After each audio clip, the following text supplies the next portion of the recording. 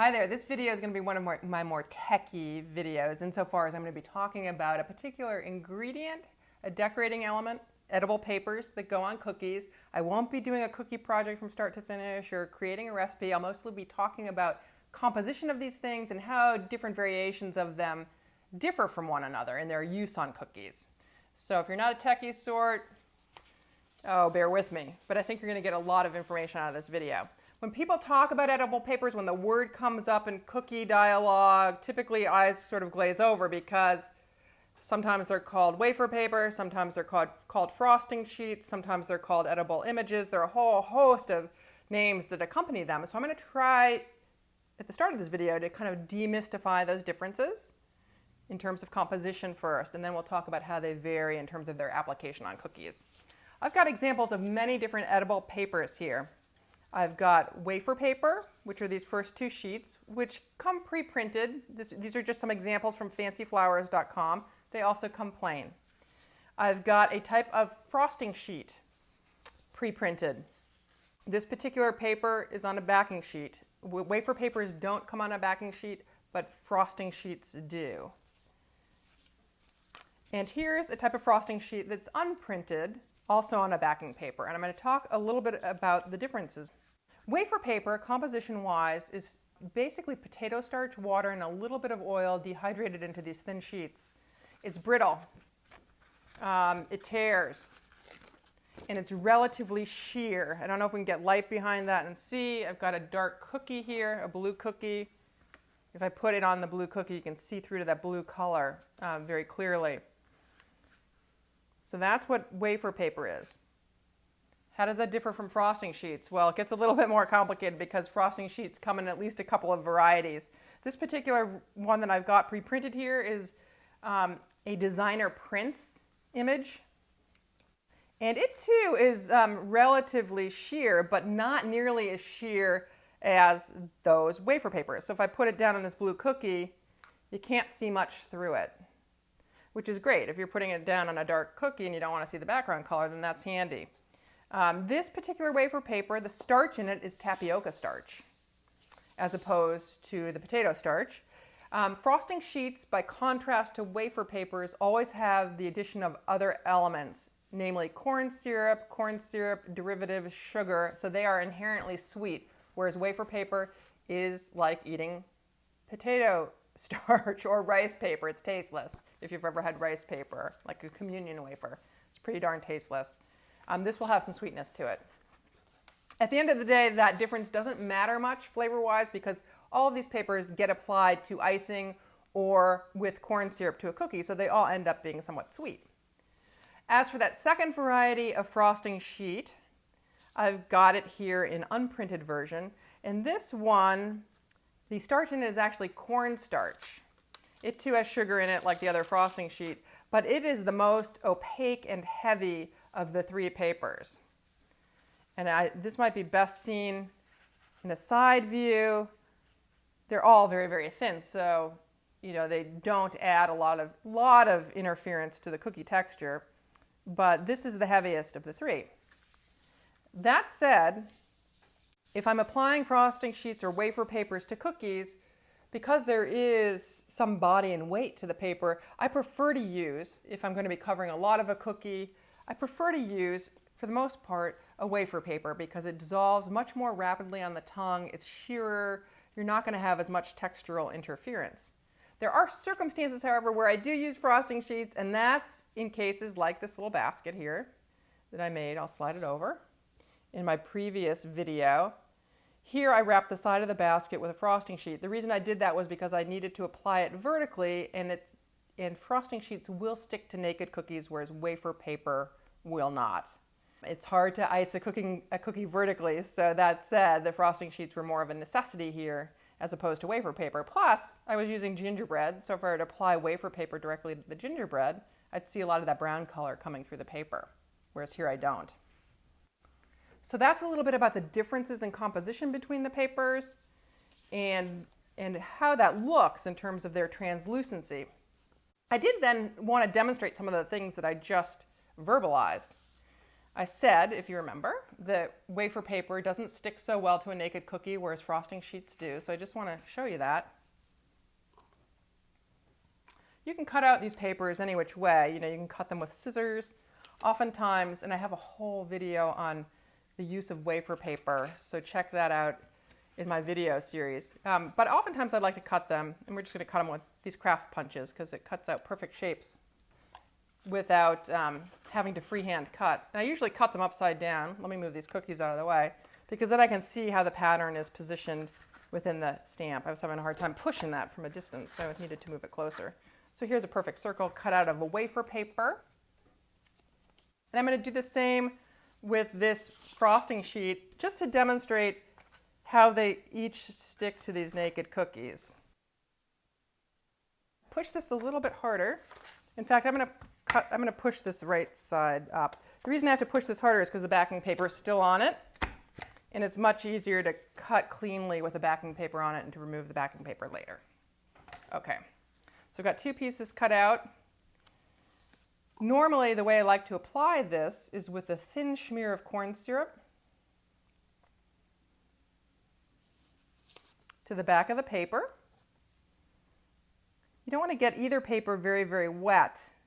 The wafer paper especially is more vulnerable to being wet because it will buckle and possibly dissolve. So just enough to get it tacky. And I just want to show you how it sticks or doesn't stick to a naked cookie.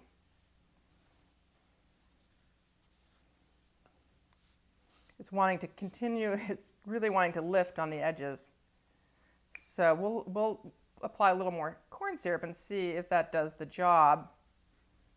But, and then we'll come back and look at that compared to the frosting sheet in a bit. I'm going to do the exact same thing with the frosting sheet, except before I do that I need to take off the backing paper.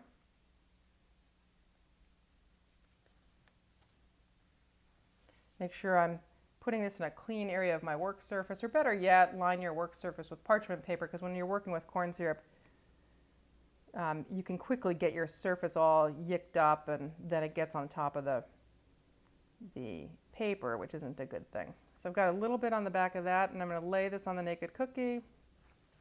And because of the weight of the wafer paper, I don't know if you can see that, without me even pressing on it, it's pretty much clinging to the surface of the cookie, which is nice and important if you're trying to put a border down, because it's impossible to put a border down around a curled piece of wafer paper on the end without the icing dripping off the edge.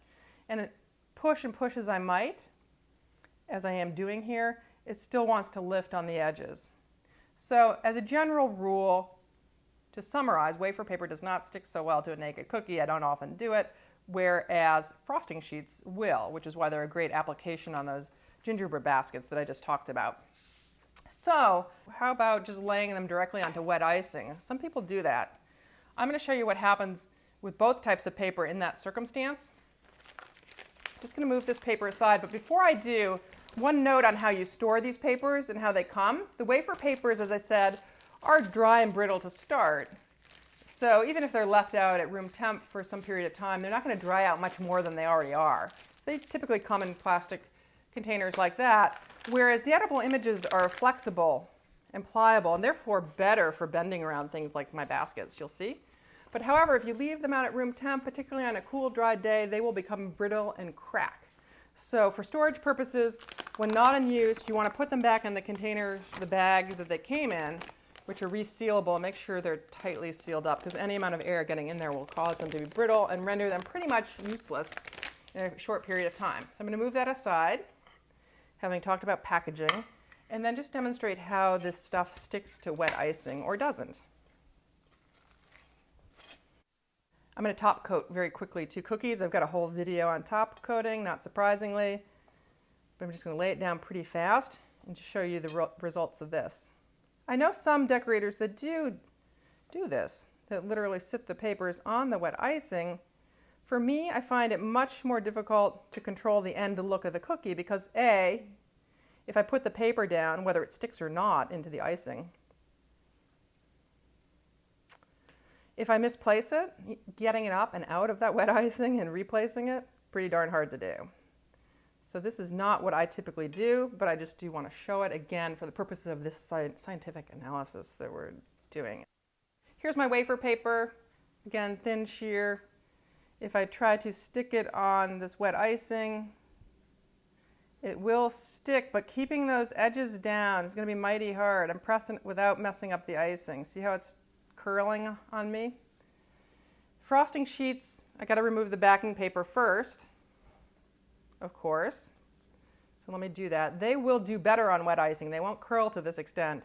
But again, for all the reasons of accuracy of placement and getting it in this position I wanted, I don't really feel much of a need to ever do this while the icing is wet. It just takes a little misstep like I did there to hit the icing and leave a spot on it. But you'll see, frosting sheet does much better on wet icing. Wafer paper, getting it wet, damp, up to the wet icing, not a good thing. Okay, so what do I most often do? I've probably alluded to it already, but I most often apply wafer paper to cookies because it has less textural interference, and I most often do it, I should say always do it, on a cookie that's been thoroughly top-coated and thoroughly dried, because then it will stick down much better than it does on a naked cookie or on that wet icing. And I'm going to use this corn syrup again. You could loosen up royal icing with a little bit of water and smear it in the same way. I do know decorators that do that, but because the corn syrup's totally clear and because the paper is transparent, translucent, you're much less likely to see strokes of royal icing or swipes behind it or color, if there is any color in it. So I've got it just tacky. I want to make sure it's up to the edge here. And I'm going to lay it on this, just in the center. I'm not doing anything fancy here. And stick it down. And now, if it's not perfectly centered, which it wasn't, I have the ability, because the bottom is dry, to actually slide it over to where I want it. I couldn't have done that on that wet cookie, even if it had stuck. So just to summarize the use of wafer paper on these various cookies, it lies nice and flat, sticks down at the edges almost immediately on a cookie that's thoroughly top-coated and thoroughly dried, I should say. It's still struggling to stay down on this naked cookie, no matter how hard I press. In this third cookie, where I applied it directly to wet icing, it's just rather a train wreck. Look at how that's curled up, and the icing underneath it is all disfigured. So this is my preferred method for applying wafer paper, and oftentimes I'll do it with frosting sheets as well, because I like to have some undercolor of cookie always showing.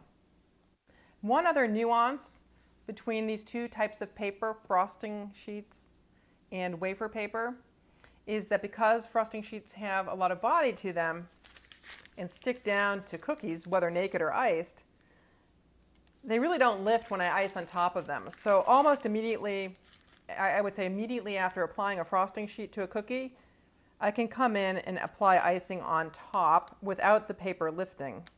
And I'm just going to do some beads around the center of this cookie to hopefully demonstrate. I've got icing of beadwork consistency in here, which is really loose. It's just going to allow me to create some really nice dots. And I'm going to put my glasses on for this. I keep forgetting. When I do the small work, I do need to see what I'm doing. Okay. So I'm going to just put them halfway around, and then we'll come back and look and see if that paper, we'll zoom in with a camera and see if that paper has lifted at all at the edge. And if what I'm telling you is true, it will have not. Now the difference with wafer paper, this one's fairly stuck down, but there is a tendency for wafer paper, once it's first stuck on the cookie, before that corn syrup is thoroughly dry and those edges are thoroughly anchored to the underlying icing, for the addition of icing on top to cause those edges to lift. Why am I saying this and why is this a big deal? Well, typically with my decorating, I like to cover the edges of the wafer paper. I don't like it to look so cut and pasted, so I'm always putting a border on it. So when I'm working with wafer paper, I need to be extra careful about allowing adequate dry time between the time I stick it down and the time I put icing on top. So this one is actually relatively dry. It might not lift, so it might not demonstrate my point, and you might just have to take my word for it. But I'm going to put some icing on the edge here, and we'll come back and see what happens to the edge here. If it lifts, then you'll believe me. Hopefully, if it doesn't lift, then you'll have to take my word for the fact that I would advise more drying time.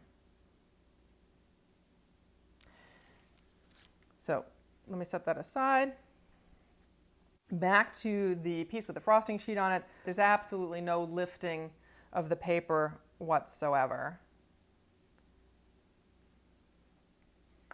So that makes an easier application in general, but the downside of frosting sheets is they are gummier and pastier because of those starches they have in them. Tapioca starch and cornstarch in particular make them a little more texturally obvious on top of a cookie.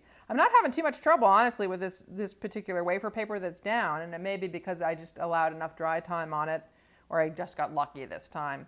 But again, you know, you do have to be careful with it. This edge is lifted already without any icing on it. So, you know, even before you apply the border, you might have to run your finger over the edge of a wafer paper before you can get that icing down. So that concludes my little science talk about the differences between frosting sheets and wafer paper and how they respond differently on cookies. As I said, I have a whole video on wafer papering alone, which is using that particular type of paper in my video series. So you might want to check that out for more information. Talk to you soon and live sweetly.